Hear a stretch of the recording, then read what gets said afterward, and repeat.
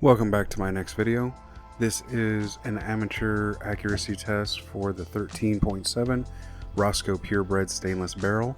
The rifle specs are going to be in the description as well as a written review at AR-15.com.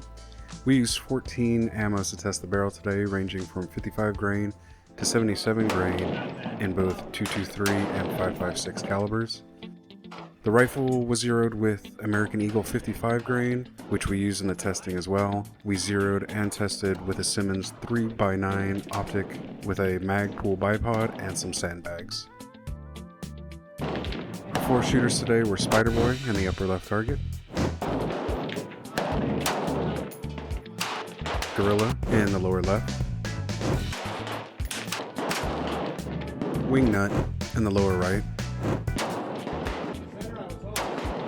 and me, Fatty McFat in the upper right.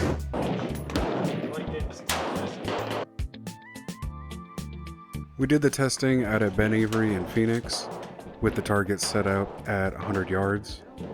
We shot the 14 ammos in 5-shot groups. At this range there is 15 minutes hot range and 15 minutes cold range.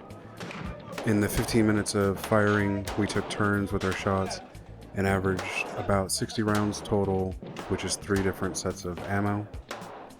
All in all, it took us about 3 hours, and when we got there, the temp started in the mid-70s, and by the time we ended, it was in the low to mid-90s with a slight breeze.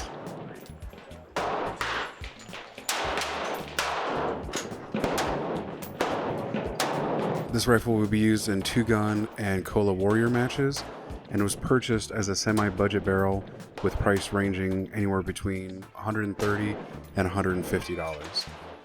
So this test was not about absolute accuracy and precision, but a test of how the barrel acted and grouped.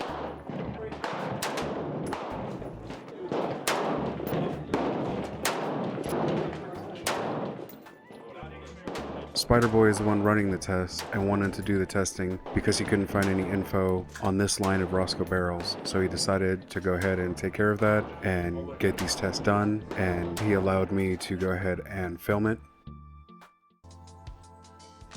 The measurements for the groupings are from center to center from the 2 furthest impacts.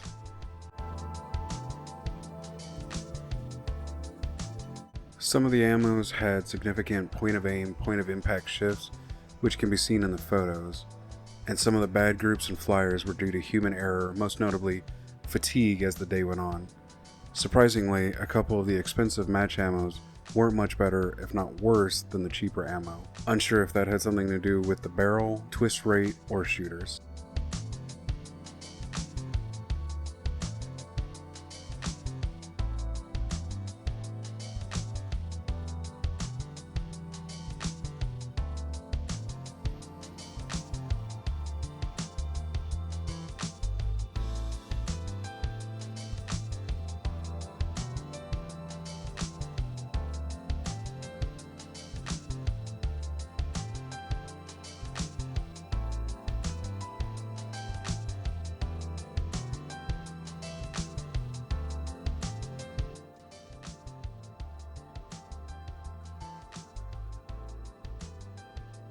Overall, the groupings were not bad for a budget build, and here's a breakdown of each type with the average group from all the shooters.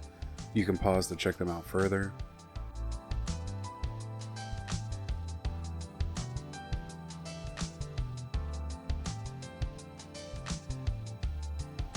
The average of each shooter can be seen here,